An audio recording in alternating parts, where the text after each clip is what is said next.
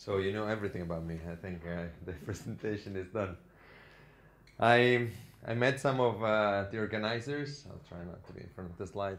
In a conference called Silicon Valley Comes to Baltic, and they asked me to come here to inspire you.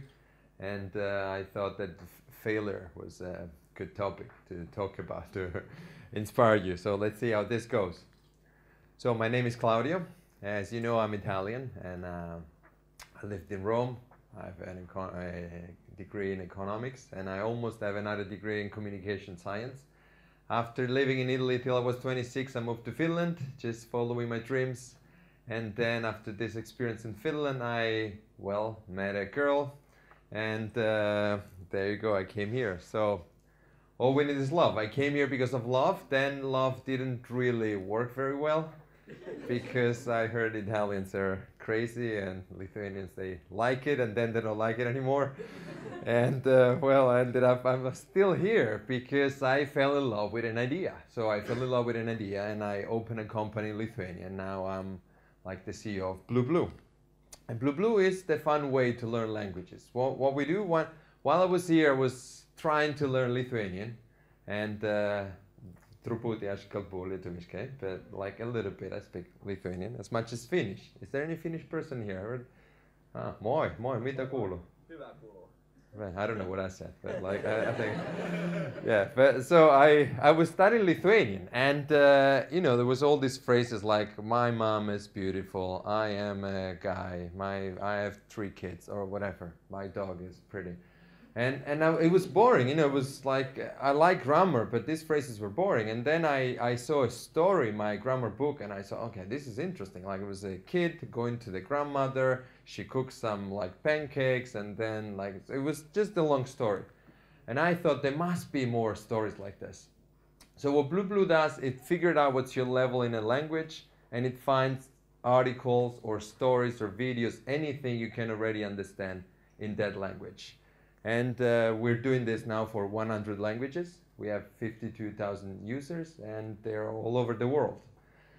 So the story started almost 1 year ago. I had this idea, and I decided that, this was the greatest idea ever. Like, for me, this was going to change the world. And all I had one idea and one slide. I started to share this with my friends, and then some people convinced me to go to a competition and start to share it and see how this was going. So I went to Startup Weekend. I don't know if you're familiar with what it's Startup Weekend. It's a like competition. Every city has almost once a year. So I went there, and all I had was this slide. This was my slide, and 60 seconds to present my idea.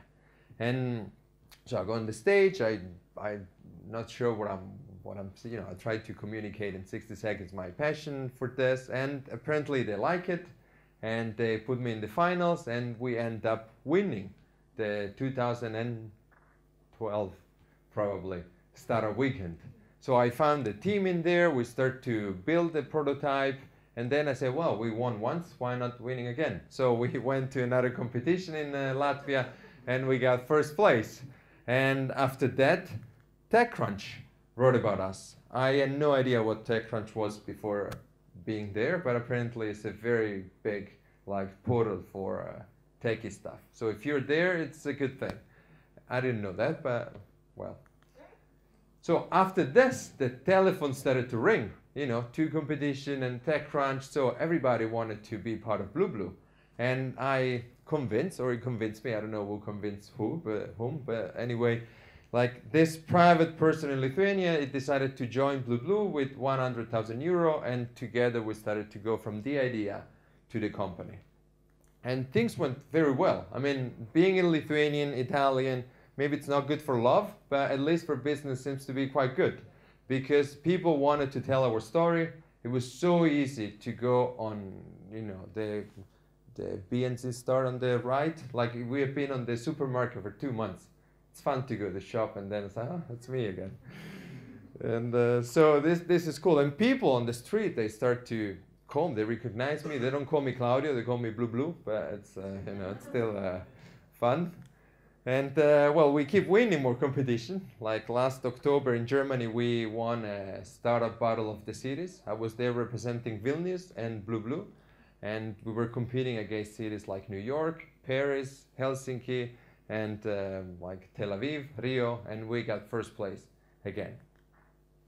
Then in Berlin, I met a journalist from the Wall Street Journal, and apparently he loved the idea of Blue. So he wrote a very nice article, a review of the system, and we went on the Wall Street Journal. We were invited to lunch at Facebook. So we got actually to write on the real wall, like our names. And same day in the afternoon, we were invited to Google for like a business meeting. Apparently they know we exist and they like the idea and they would like to do maybe something together. So things are going very well. I will say we are successful, and I'm very happy how things are going. But the story would not be complete if I wouldn't tell you some of other things that happened. There's sort of like, you know, you see the successful thing, the newspaper, the magazine, but you don't see all the time we're in the office and we scream to each other, and when, you know, troubles, the dark side of Blue. So first thing, the competition I told you I won startup weekend. Actually, I went there.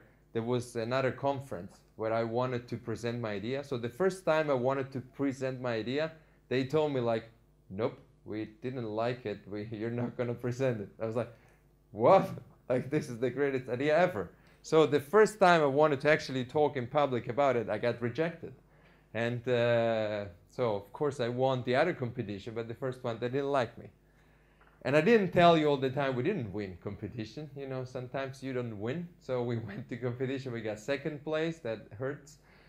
Third place, and sometimes, again, they didn't really like us. They just didn't get the idea.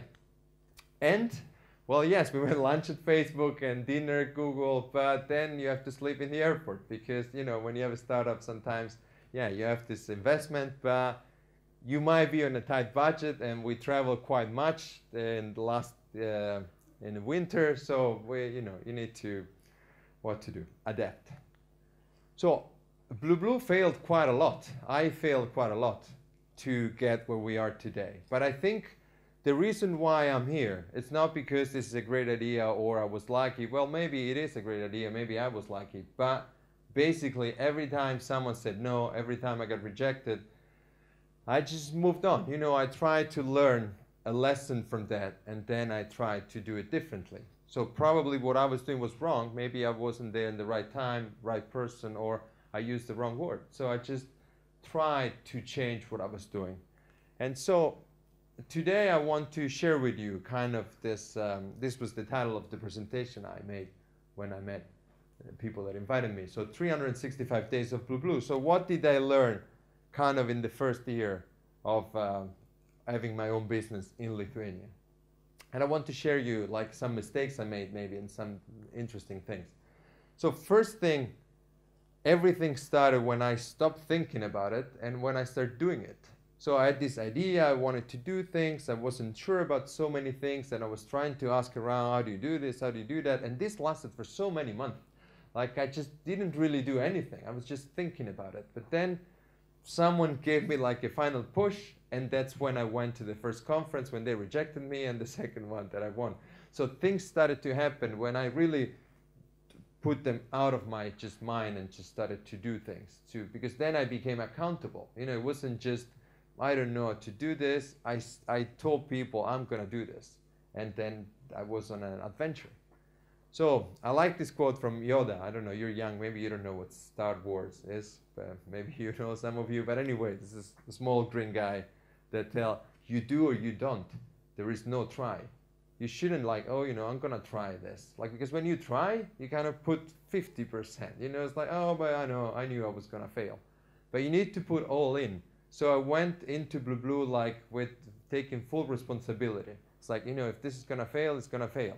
And it did fail, but then you can, oh, I just tried a little bit. I just went for it, failed, and then learn and move on and try to do things better. So you need to do or don't. You need to decide. Don't just try it. And a lesson I had to learn is like, what is a startup? Probably you're familiar, you know, maybe they even teach in the university now what it's a startup. For me, I was telling my friend, I have this crazy idea, learning languages, and he was like, you have a startup. Like, what? Like, I just have an idea. So I had to learn. And first lesson, it was like, it's a lot of work. No matter if you know or you don't know what it is, but it's a lot of work. You will end up working like from Monday to Sunday if you want to create something on your own. And so my idea of a startup that I learned very fast, you have an idea, you need a team of people to work on this idea, because the idea needs to be, you need to create a product out of this idea, and you need money or resources, because you need to pay salary, you need to pay the rice or noodles or meat, whatever you eat, and so money is another important part of the equation. So the idea is the starting thing. There you need someone that have an idea, that has an idea, and they think that is going to make a difference. You need to have a problem. That's what a startup does, basically. There is a problem that is kind of solved, and you think you can do it better. You think there's a lot of people out there that they're in pain because their problems hasn't been solved yet the right way. And after you have this idea, you need to find a team of people to put around this idea to start building a product. This was the biggest challenge for me, because I'm not a computer guy. Well, I'm a little bit, but Facebook, Google, like this kind of computer guy. And you need developers, you need designer, you need someone to build this product. So for me, first I had to fire up somebody and say, would you like to work on this kind of idea? And together starting to build a product. So this is part of my team that I met during this adventure. And together, that was the other thing, there's the, you want to, together with the team, I want to go back to the product, because in the beginning, you have this idea, you want to build the greatest place to learn languages. And it might take, 2 years maybe, but you don't have that time. You want to build something very fast that you can put in the hands like of my mom or somebody that has this problem, because you want to see, am I really solving this problem? Is this the right way to solve this problem? Because sometimes you build this huge monsters and you think, once it's done, this is going to change the world. And then you put in the hands of somebody and say, where do I click? Or how is this going to solve my problem? So the fastest you can go to your customers, the better it is. You find someone with a problem, because you need to learn from them. They know they have the problem, they will see immediately, and you will see immediately, am I on the right direction? You just need to, this is not where you want to be at the end, but you know that you are on the right direction. You see that, okay, this might work, this not really, maybe not yet. So the big challenge is to really squeeze your idea into what is the minimum of this that I can show to my mom, and she can tell me like what she thinks about it. And money is the third equation in the system. Money is very important, because without money and resources, you cannot really build anything. And the challenge again at the end is that to make more money than you spend, to have more money than you spend.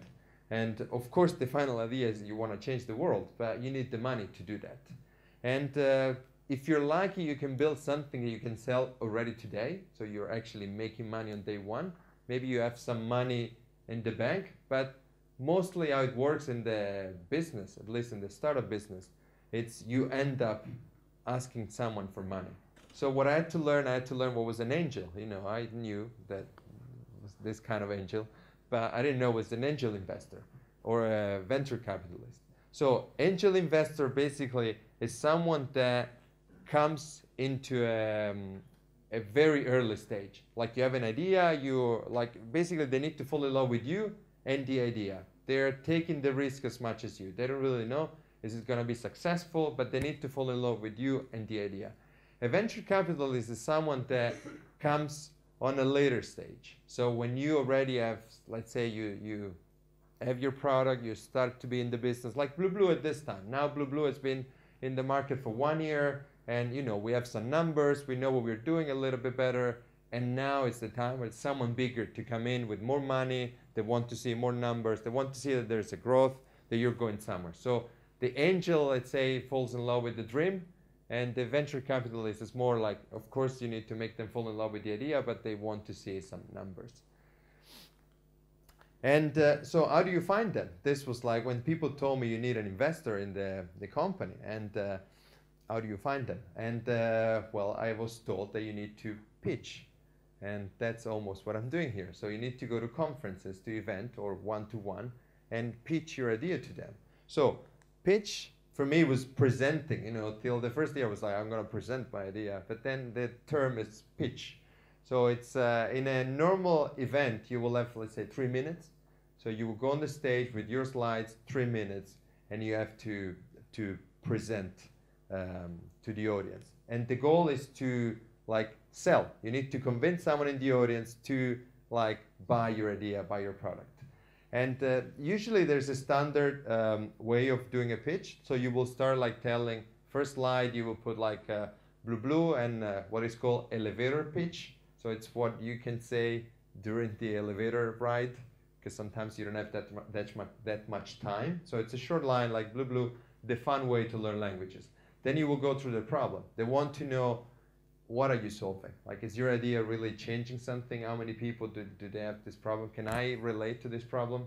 Then you will go through the solution. Like, you know, this is the problem. That's how people are trying to solve it now. And for example, learning languages. There's people learning the grammar. They go to study in classes. And at the end, they don't understand the reality. This was the problem we approached. So you study one language for 1 year, but still you don't understand TV. And then I introduce the solution. So in another slide, I will have a blue. What we do, we simply find your level and we match you with content you can understand, so you're confident. And an investor wants to know, okay, at this point, it's like, I like this solution, so show me how big is the market. So they want to know, what money are we talking about? Like, how many people have this problem? It's you, your mom, and other people, 3 more, 3 million, 30 millions, how many? And in the pitch, you will have to address then, because you need to know this. That's crazy. In the beginning, you don't even have, you just have an idea, but you need to know, how are we going to make money with this? So you need to have a sort of business model. How do you think you're going to sell this? And a strategy to who and how, who you're going to approach first. So your go-to-market strategy. And at the end, you need to ask for money. So you have a call to action at the end, and you ask for money.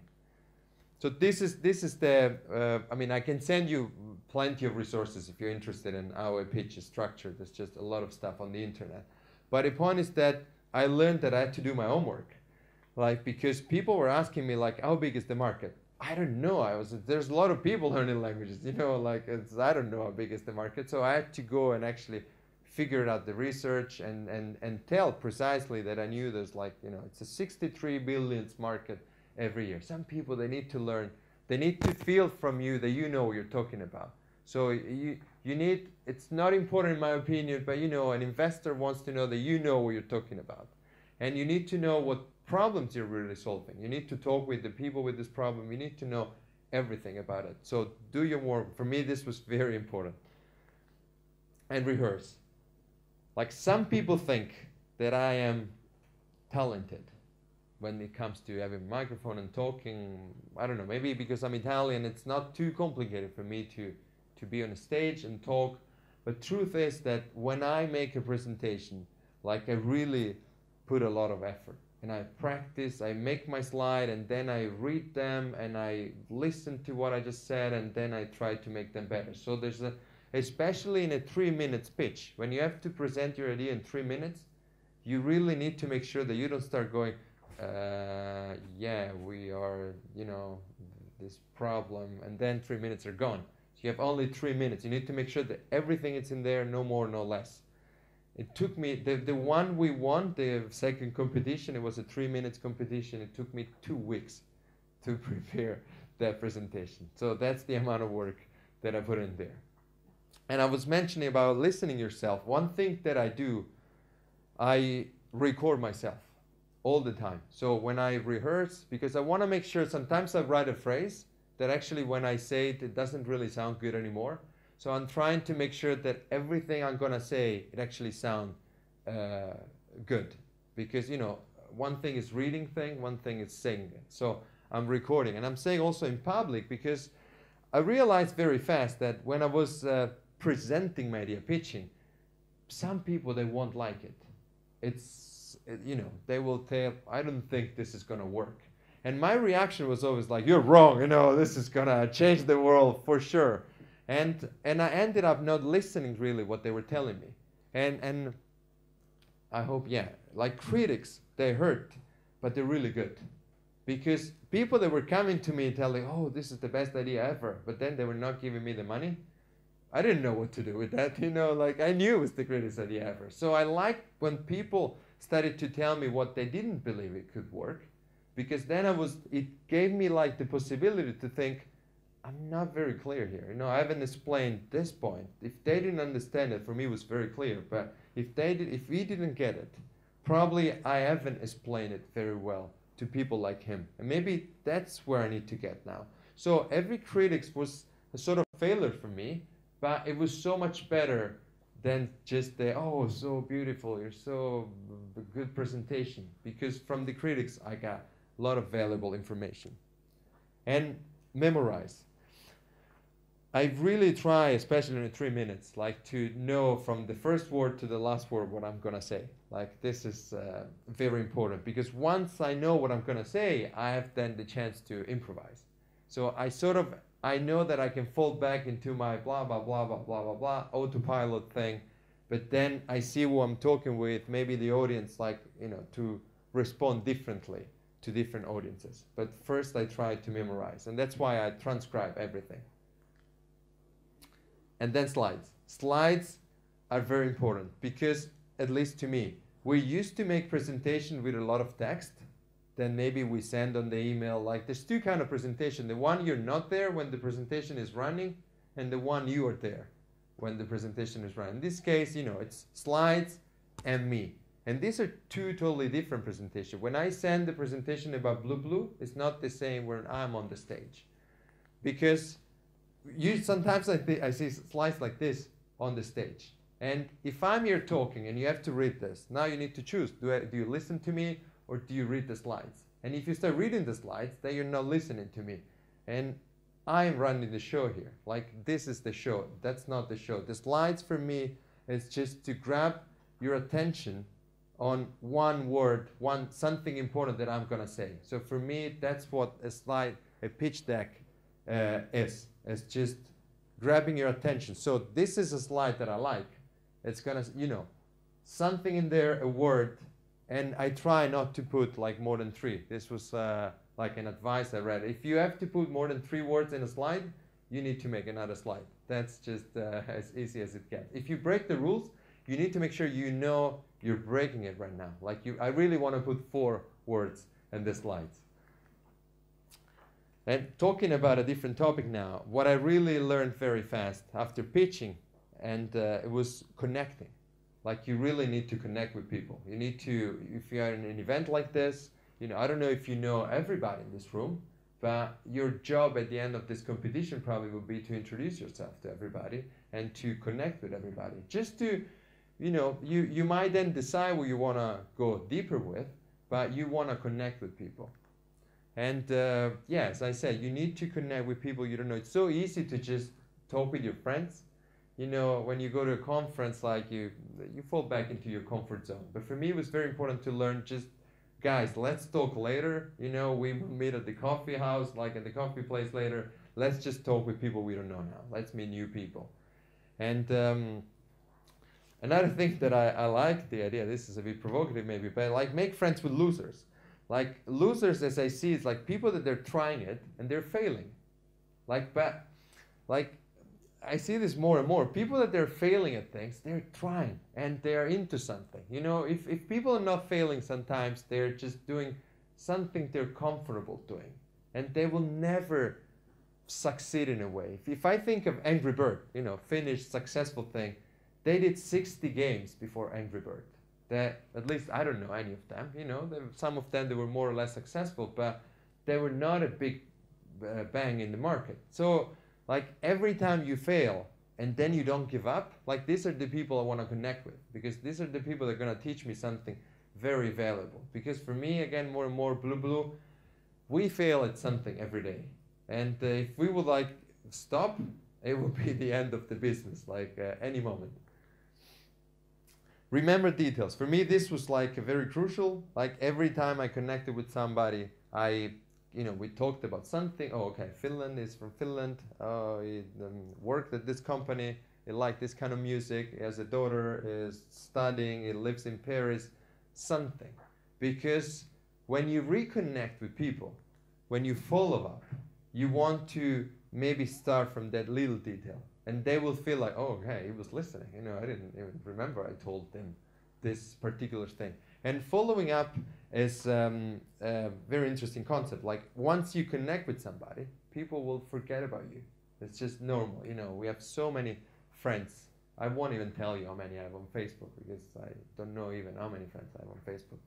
But, and I don't, do you remember when you, Facebook in the beginning when I was traveling, he asked me like, you know, you're connected now from Lithuania, and we don't know if it's you. Please, do you recognize these people? And they were my friends on Facebook, and I was like, no. So actually, I didn't know who they were, because maybe they didn't follow up, or I didn't follow up. So following up, we meet at this conference now, we shake hands. Hi, my name is Claudio. Ah, okay. Ah, you like dancing also? Ah, very nice. And then in a week, in a month, if I thought this was a valuable connection for me, it's my responsibility to write you another message, to make sure that we reconnect, that we don't forget about each other. This is, especially if I think that, you know, this is going to be very valuable for both. Maybe there's something that, maybe not now, but later on, if I want to ask you something, you need to reconnect to make sure that people don't forget about you. And so I want to show you kind of a networking 101 lesson here, how to connect. One thing that I do, every conference I've been so far, I connect with the speakers all the time. Like, this is what I do. So what I did yesterday night, and what I invite you to do, even if he's gonna hate me, but I authorize you to do this. Like, I always connect with the speakers. I really think, you know, if they're speaking at a conference I'm paying or attending, probably they might know something that I don't know yet, otherwise I will be speaking there. And there's so many conferences I'm usually just attending, and again, I do this beautiful thing. So I prepare a nice message. You can see very personalized. And, you know, like, this is the same as, but it was personalized. And, of course, friends. And they were connected. And now, you know, today we got to know each other, starting to talk. Very interesting connection. And now it's my responsibility to make sure that I follow up. But at least, you know, I got someone that I think is a valuable resource in my network.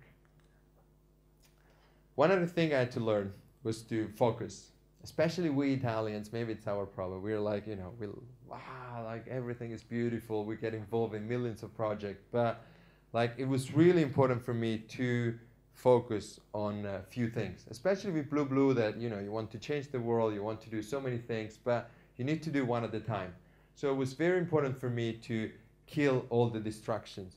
And especially to stop multitasking. This was like the biggest, maybe, challenge I had in my business. You want to do so many things at the same time, and it just doesn't work. Even if we feel kind of, you know, that we're doing many things when we multitask, we have like Facebook and then the email, and then whatever we have to do is the third window usually, and it doesn't get done. I think there's research somewhere that says that smoking drugs, it's less confusing than multitasking.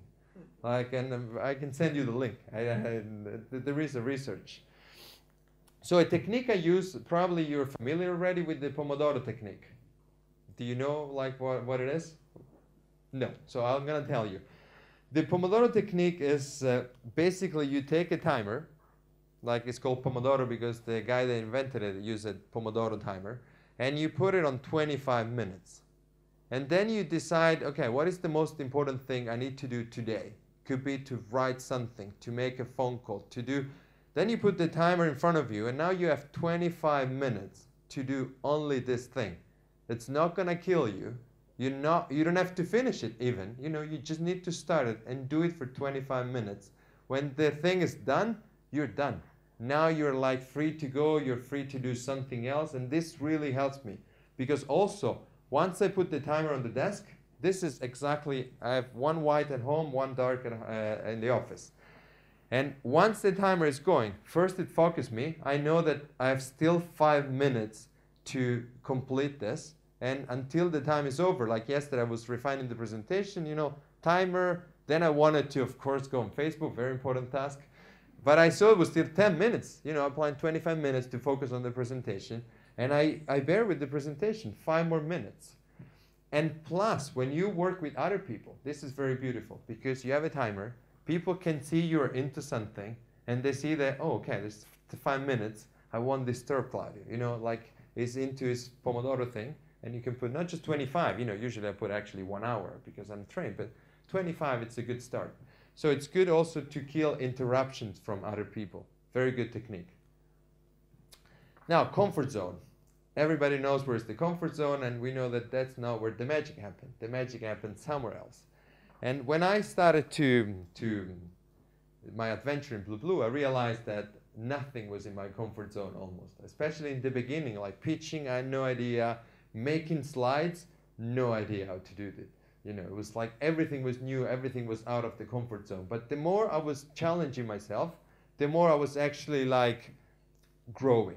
So if you want to start a business, if you want to start something innovative, you need to like forget about your comfort zone. Like that's something you need to get used to, challenge yourself to do something new, and it's fine. It's fine if you don't know how to do it. I mean, you will learn. And mentors for me was very important. Like since the beginning of my experience in Blue was mentors were like so crucial. Like people telling me, not just answering my question, because most of the time my questions were so stupid. Like they were just asking me the right thing. You know, they were actually the one pushing me to look for answers somewhere. And I didn't know what I was looking for most of the time. So very inspiring. And I also realized that people really love to help.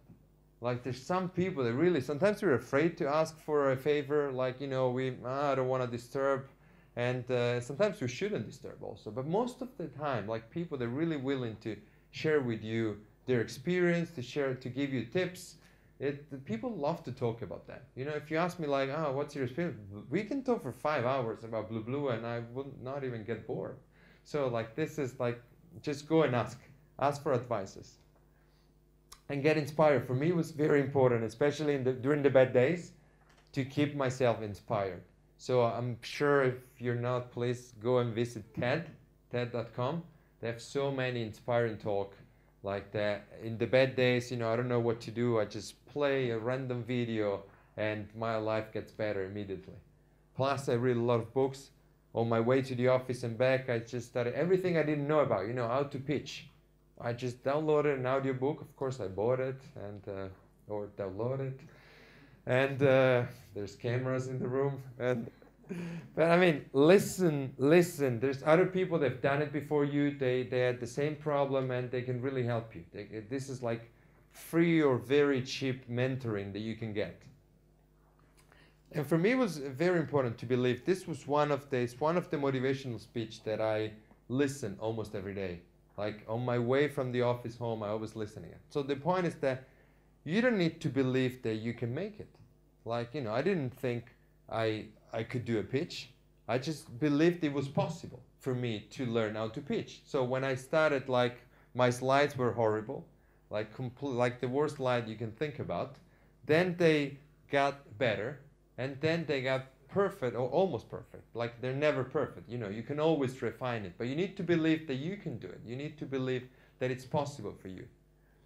And confidence. Like I always try, of course, like failing is important, but I always try to have like this little things that I know will make me feel confident. Because at the end of the day, you know, you need to really believe in yourself. If you want to change the world, if you want to do something, if you want to change things, things won't work all the time. So you need to really believe in your resources and in yourself.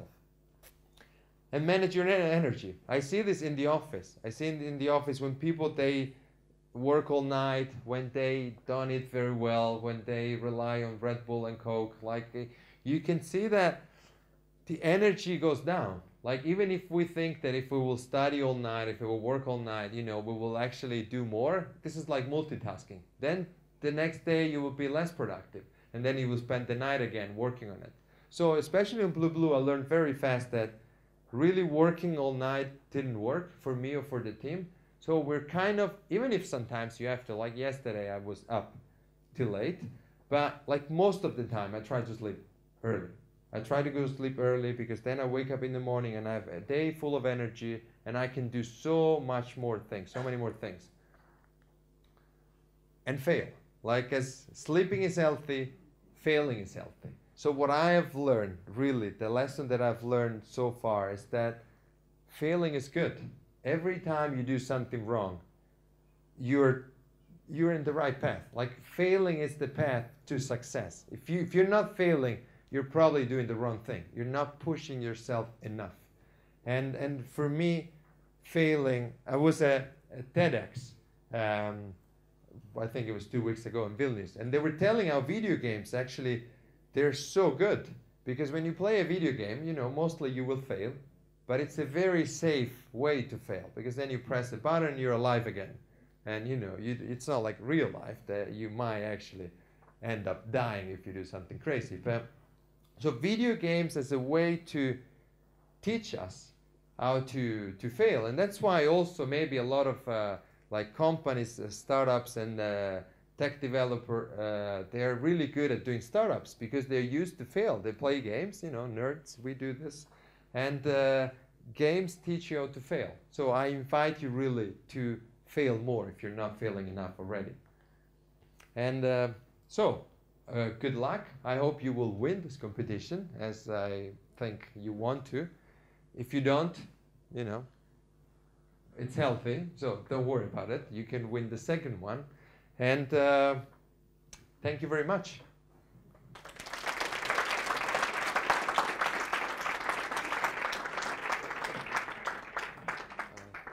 Thank you, Claudio, for such an inspiring speech. And maybe you have some questions for Claudio. Yes. You said you're not a computer guy, right? And you needed some developers. So I was wondering, how do you structure your relationships with partners and whatnot? You know, do you get a contract or something like that?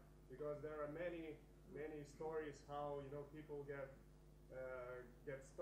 stolen their ideas. You know, so I was wondering about that. Yeah, the stealing the idea was, I want to talk about that a little bit. Like, you know, why I didn't want to share my idea, also because I thought somebody's going to steal it. You know, the moment I tell everybody this is blue, like people, they're going to share it. But apparently, it's not that easy. I mean, you know, I was the only one thinking this was a good idea, especially in the beginning. So people, they will not steal it. But talking about partners, yeah, you're right. I mean, the first developers I found, we had a kind of verbal agreement. We started to work about it. But then when the money came in, like we structured a company, we had a contract, and so everything is in place like legally now.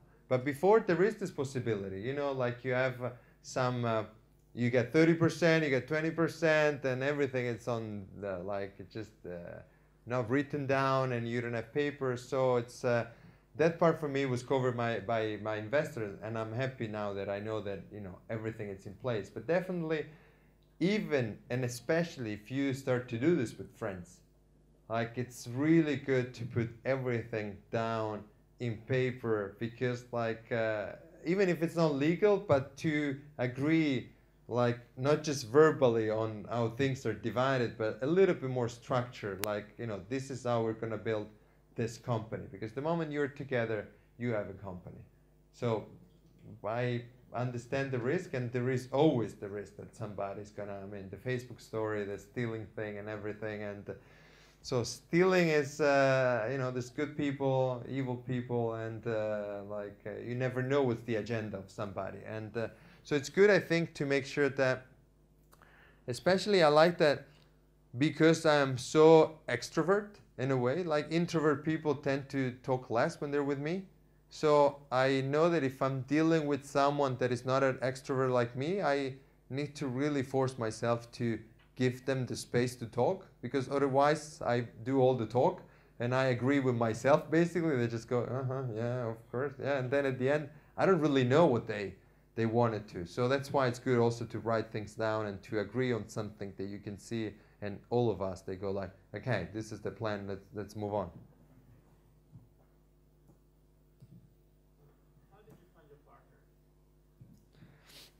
So first, there's 3 teams in Blue. First team, I just tap into the shoulders of my friends, asking like, does anybody wants to do this with me? And that's actually when I started with a friend, and things were a little bit like confusing, like, yeah, let's do this.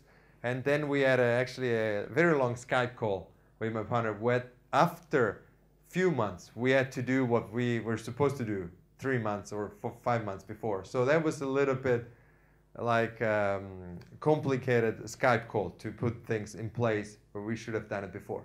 But this was the first team. Then Mark, my co-founder, he had a family. You know, startup, it's a lot of work, not so much money. And if you have a family, maybe it's not the right place to be. So he decided to step out. And after we won Startup Weekend, I just found random developers in there. And that was very helpful for me because I started to realize what I actually needed. I didn't really know what I needed. So I started to get a better idea of what was missing in my company.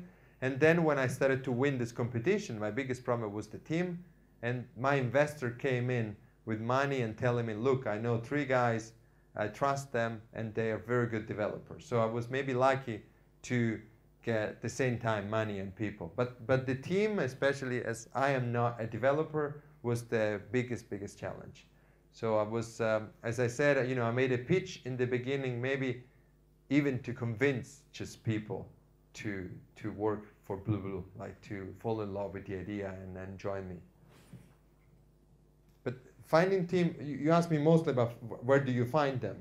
And I started to go all these conferences like Startup Weekend, for example, or UpCamp, or like, you know, just to network with people I don't know again, and developers. I don't have many developers in my circle. Just to let them know that I exist and I am looking, or I will look for them, and making like casual connect, and then eventually they will find you if you don't find them. I don't really know what stage your company is in, but how long did it actually take to generate some profit? Profit. So if profit means people paying for it, it took very short.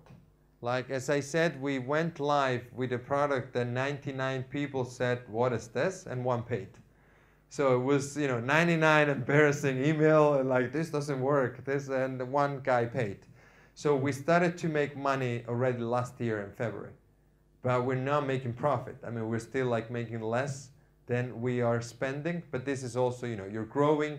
So the other thing would be not just focusing on profit. Of course, you want to make money, but you can always raise more money from investor. If you show that you're growing, that your users are growing, then you can like, you know, always convince somebody else to put money in the company. Of course, profitable is what you're looking for, but sometimes that's not the key. The key is really to make sure that your users are happy, they're in the system using it, because making money, if you think of Facebook, for example, they didn't really knew how to make money in the beginning. Like the problem was, how do we make money? Or Twitter, all these like networks, but they do have a lot of users. So they were growing like crazy. What was the last one? The WhatsApp. They showed that it took them like, they got bought for 16 billions, but it took them such a short time to get to millions users. I think it's the fastest growing so far. And you know, when you have that kind of numbers, like people, they don't really care, you making money or not. You know, you're moving like the world is coming to you, so we will figure out a way to make money. That's not so, your crucial thing when you make like a product is like, am I solving this problem? And do people come and tell other people come? So do you have this viral effect? Are people not just learning languages, but telling other friends, oh, go on Blue, it's really cool. So when you have this loop, your users are growing, then the money part is, it's probably easier to figure it out. It's never easy, but easier. Don't be shy. Yeah, maybe. Are you also working with some language experts or maybe some mentors or from other countries? Yes, we in the beginning, again, you know, you need to make the minimum viable product. So my friend actually is a linguist from Finland, and we started to consult each other, like, how do we make this? And he wrote down like kind of a very long, complicated like algorithm of learning and everything. I said, well, maybe we don't start from here, you know, because what is cool about Blue that we have languages that we don't really know. Like we're teaching Arabic on Blue, and nobody in the team knows even like anything. And we have people paying for it. So it proves that it works already like on a basic level. And then of course we can always refine. So in our like idea, as soon as we make enough money to move to a next level, then we will refine, put a linguist. But if I would have done this, you know, let's start with building the perfect learning thing with linguists and science and everything, then we would have finished the money before I put it something for users to try. And so I went kind of a different approach. Are you a linguist?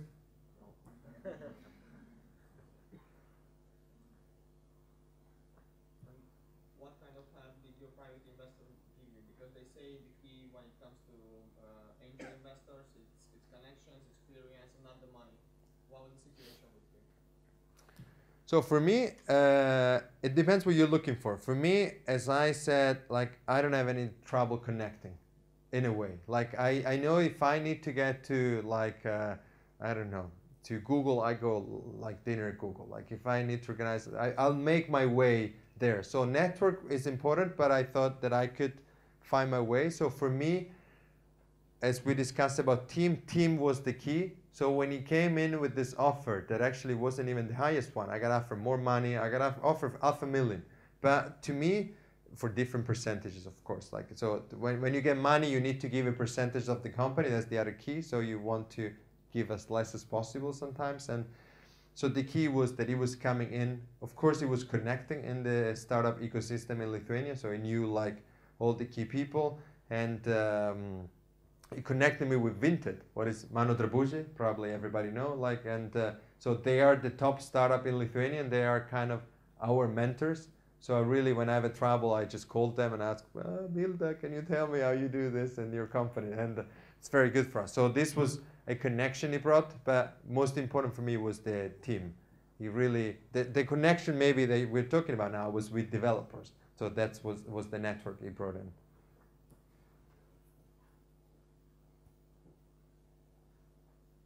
Have you raised any other capital since the 100K you got from your angel, or are you planning to? So first, before the 100, I raised 5,000 euro from a friend. And I tapped on the shoulder of 60 people before getting to this 5,000 euro. So 60 people told me like, very cool idea, but you know, now I have some other stuff to do. Amazing idea, oh my God, but let's talk in a week. And then I got to this friend that finally said, I love it. So, you know, like here's some money. So with that 5,000, I could start to build something. Then the 100 came, and then in January we actually raised 50,000 more from Finland. And we have been in a roadshow around Europe. We went to Tel Aviv, London, Berlin, and Helsinki, and all over the places. And we got a lot of offers. Like, you know, sometimes it's get even confusing when you see all this money on the table. Like, you know, everybody talks big money. In the beginning, you go to this conference. Yeah, we're looking for 2 million euro. And like, I don't even know how they look. You know, 2 million euro. Like, it's a lot of money. So it's it gets confusing. So we started small. We wanted to really grow our core team, and that's when the 50K from Finland came in.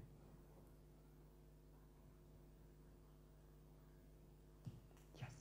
Yeah, I missed it at the beginning, but how long did it take you to get your first investment, and how did you finance yourself during the time before you get it?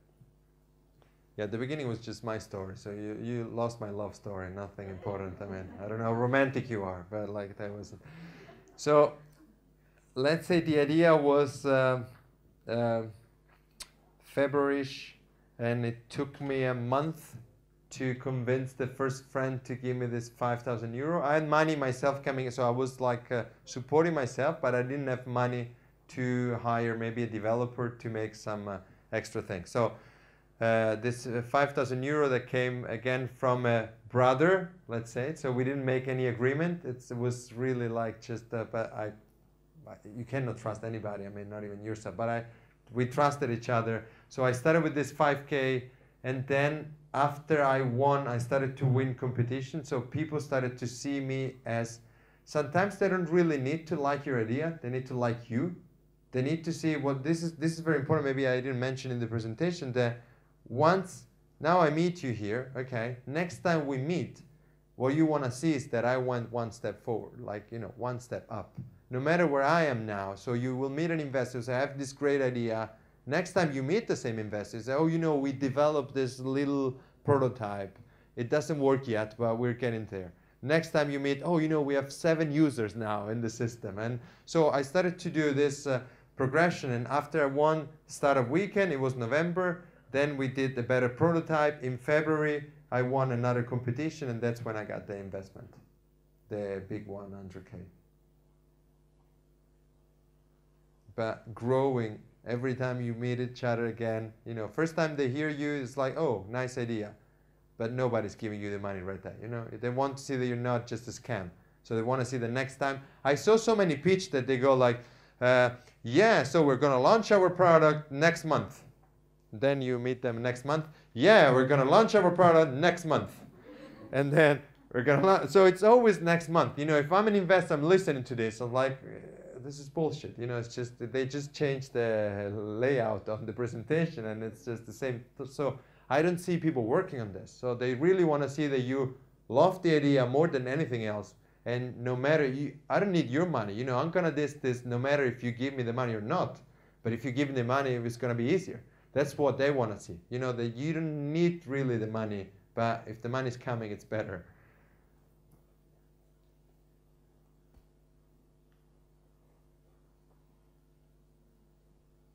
And we're done. Okay, so thank you, Claudio, once again. We are very happy that you're today with us, and we want to thank you with the gratitude. Ačiū, labai ačiū.